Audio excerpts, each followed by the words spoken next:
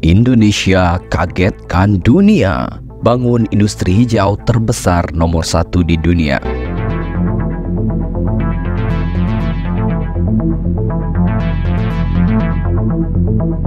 Indonesia sedang mengembangkan kawasan industri hijau yang terletak di Kabupaten Bulungan, Provinsi Kalimantan Utara.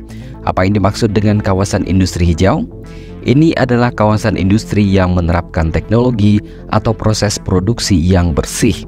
Dilansir dari situs web indonesia.go.id, sumber tenaga listrik dari kawasan industri hijau berasal dari energi bersih seperti air, angin atau bayu, dan lainnya. Di kawasan industri hijau, setiap perusahaan diwajibkan mengolah sampah atau limbahnya. Selain itu, perusahaan juga diharuskan memangkas emisi gas rumah kaca di lokasi produksi. Terbesar di dunia. Kawasan industri hijau di Kabupaten Bulungan, Provinsi Kalimantan Utara ini memiliki luas 13.000 hektar dan diklaim sebagai yang terluas di dunia. Saat melakukan peninjauan ke kawasan industri hijau, Presiden Joko Widodo berharap kawasan industri hijau mampu menjadi masa depan Indonesia dalam pembangunan industri energi hijau.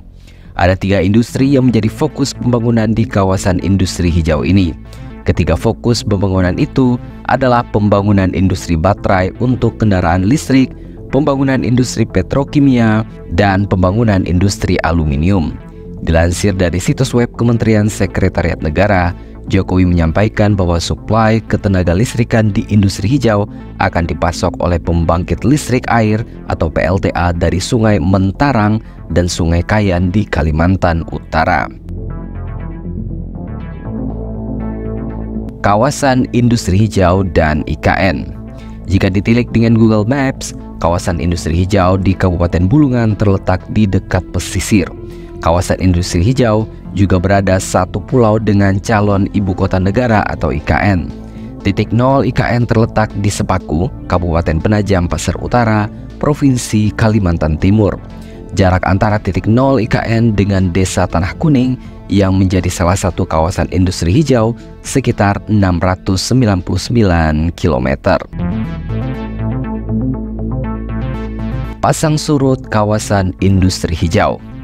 Dilansir dari pemberitaan kompas.com pada 28 Oktober 2022, kawasan industri hijau diserahkan pengelolaannya ke 3 perusahaan, yaitu PT Kalimantan Industrial Park Indonesia atau KIPI, PT Indonesia Strategis Industri atau ISI, dan PT Kayan Patria Propertindo atau KPP.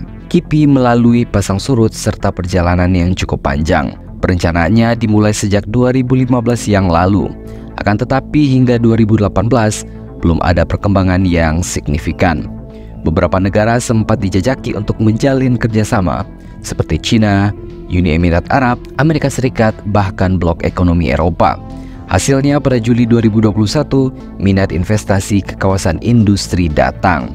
Akhirnya peresmian groundbreaking kawasan industri hijau di Kabupaten Bulungan dilakukan oleh Presiden Jokowi pada 21 Desember 2021. Saat kunjungannya, Presiden Jokowi mengatakan ini adalah Green Industrial Park yang terbesar di dunia dan inilah masa depan Indonesia. Masa depan Indonesia ada di sini. Begitu ujar Jokowi seperti dilansir siaran YouTube Sekretariat Presiden. Kalau ini terrealisasi dengan baik, semuanya pasti akan berbondong-bondong datang ke sini. Ini industri apapun yang berkaitan dengan green product pasti akan menengok ke sini. Seluruh industri yang ada di kawasan industri hijau ini, menurut Jokowi diharapkan dapat mendukung penggunaan energi hijau atau hydropower dari Sungai Kayan dan Sungai Mentarang di Kalimantan Utara. Namun menurut Jokowi, ketika industri di atas tidak akan langsung serta-merta menggunakan energi hijau. Ada masa transisi terlebih dahulu, jika tidak langsung ke energi hijau, tapi ada transisinya. Tetapi kita harapkan dengan kekuatan kompetitif seperti itu, energinya hijau, kemudian barang produknya yang dihasilkan pun juga produk hijau. Inilah yang akan menjadi kekuatan kawasan Industrial Park Indonesia. Saya ikuti terus perkembangannya dari hari ke hari, dari bulan ke bulan, sehingga betul-betul tidak meleset dari schedule yang kita tentukan. Saya kira kalau melihat lapangan, saya tidak lihat di lapangan tadi nggak ada masalah. Namun sayangnya, perizinan pembangunan pembangkit listrik tenaga uap atau PLTU batubara di kawasan industri hijau dinilai akan menghambat upaya pemerintah Indonesia untuk menarik investasi hijau. Proyek kawasan industri hijau meliputi 3 desa di Kabupaten Bulungan, Kalimantan Utara, yaitu Tanah Kuning, Mangkupadi, dan Binai. Lembaga think tank Center of Economic and Law Studies atau CELIOS mencatat di dalam kawasan industri hijau terdapat 2 zona, yaitu zona biru atau blue zone dan zona hijau atau green zone. Zona biru dengan luas 3.910,41 hektar dinyatakan sebagai kawasan yang masih disokong oleh PLTU batubara. Sedangkan zona hijau akan menempati area seluas 2.196,56 hektar.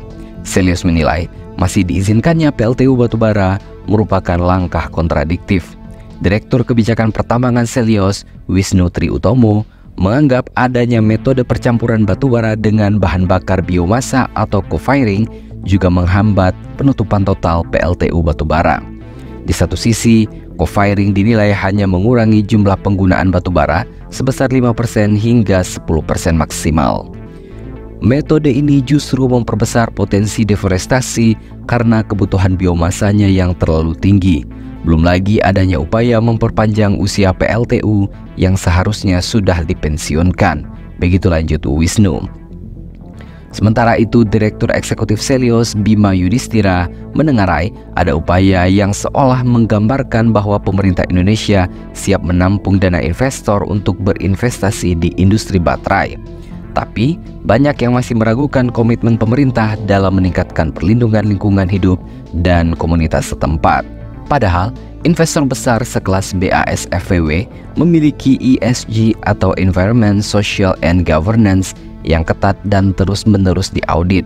Sehingga, 1 gram saja campuran nikel pada baterai mobil listrik diambil dari proses pemurnian yang bermasalah, maka reputasi BASF-VW akan terpengaruh. Begitu sambungnya. Bima menambahkan perusahaan sekelas BASF dan VW mensyaratkan kejelasan sumber material penting untuk bahan baku baterai dan komponen mobil listrik lainnya. Dalam proses uji tuntas atau due diligence, perusahaan biasanya mengirimkan tim untuk melacak asal-usul material. Sehingga adanya PLTU di kawasan ini menjadi krusial dalam rantai pasok BASF-VW. Sebelumnya, pertengahan April 2023, Presiden Joko Widodo menyampaikan komitmen transisi energi dalam pembukuan Hannover Messe 2023 di Hannover Congress Centrum, Hannover, Jerman. Presiden Jokowi sempat menyatakan akan menutup seluruh PLTU batubara pada 2025. Namun oleh pihak istana diklarifikasi menjadi 2050. Dalam kesempatan tersebut, Jokowi mengutarakan bahwa Indonesia sangat terbuka untuk investasi dan kerjasama dalam hilirisasi industri dan ekonomi hijau. Indonesia tidak sedang menutup diri, justru kami sangat terbuka untuk investasi dan kerjasama dalam membangun industri hilir di Indonesia. Begitu kata Jokowi, sebagaimana ditulis dari pernyataan di kompas.com.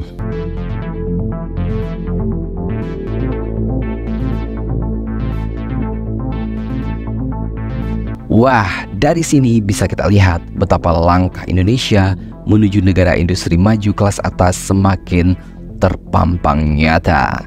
Kita doakan saja semoga Indonesia Emas 2045 di mana kita sejajar dengan Amerika, Jepang, dan Cina bisa terwujud. Amin. Jadi, bagaimana menurut pendapat Anda?